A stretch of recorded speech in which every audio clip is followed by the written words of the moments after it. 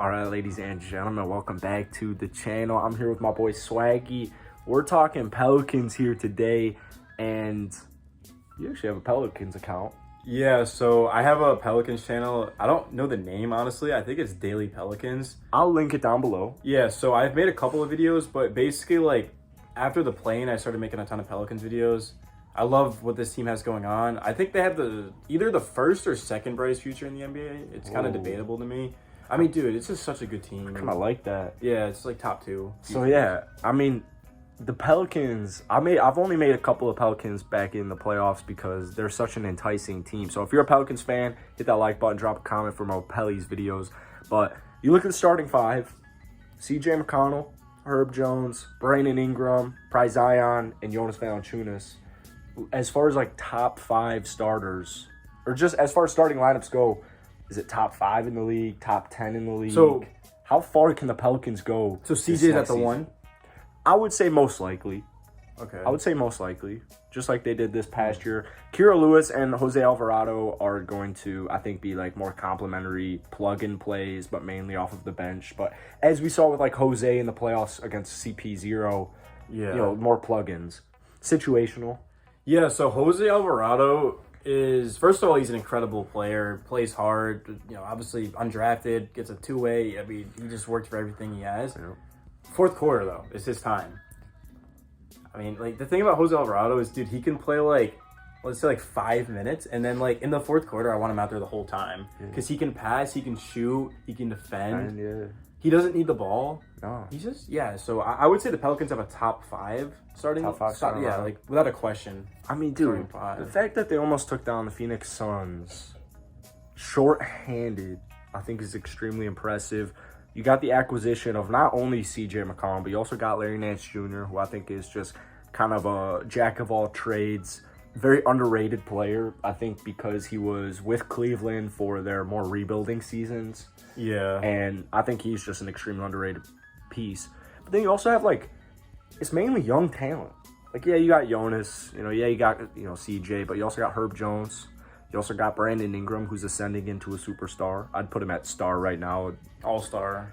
Oh, I mean, definitely an all-star. Yeah. Well, I think Brandon Ingram can get to a superstar, but you got young talent like Jackson Hayes, Alvarado, Devontae Graham. I'm not too hyped. I think he's above all-star because he literally carried them to the plane and then they won both the games. Okay, yeah. And then they... No, that's fair. I think he's an ascending superstar just because I don't really base anyone as a superstar like guys like Jason Tatum, Devin Booker until they win something of significance. Wait, really? Yeah. We'll debate that another day. Yeah, I don't know. I get it. Point being, Brandon Ingram's an extremely talented basketball player, and now you have CJ McCollum, who already showed the impact he has, and then you have a healthy Zion Williamson, who's like 27, 7, and 4 the last time he was healthy. Yeah. So, with the way the NBA is looking right now, I still view it as extremely wide open. I think the Dubs had a good team, but at the same time, they had a bunch of flaws, particularly big men.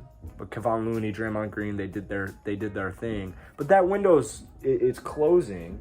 Yeah, I don't know. So the Pelicans, realistically, after you almost took down the Phoenix Suns, I think they're going to make a deep playoff push. I can promise you the Warriors next season will not beat a fully healthy Pelicans team. The Warriors should not have won the championship. First of all, John Morant got injured. Second of all, the Boston Celtics completely choked that series. Okay. And yeah, sure, I'm not a big fan of the Warriors, and like I respect, Curry. I think he's the best point guard ever, and they had a great year. But like the Pelicans would give the Warriors a run. They might win like a game or two. But then with Zion, are you kidding me? Zion's a superstar. Yeah. Zion is a superstar. Yeah. You can win a championship with Zion Williamson. And yeah, he's that dude, bro. I don't know who I'd take over him. So, yeah, we kind of knew they were pretty much capped out as far as roster spots going into the offseason, so we kind of knew that they weren't going to make too many moves.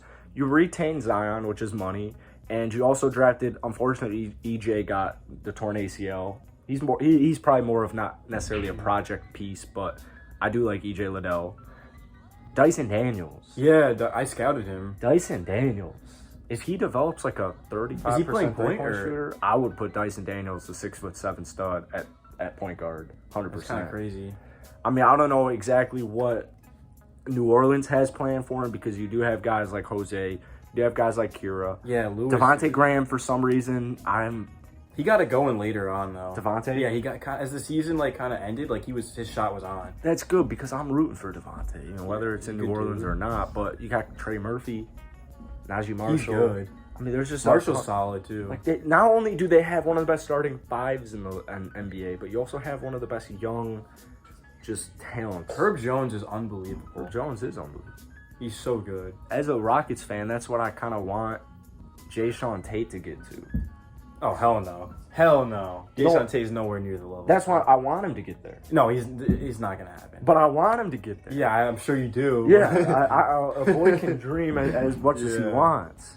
So, what I want is a prediction from you. Yeah. Daily Pelicans.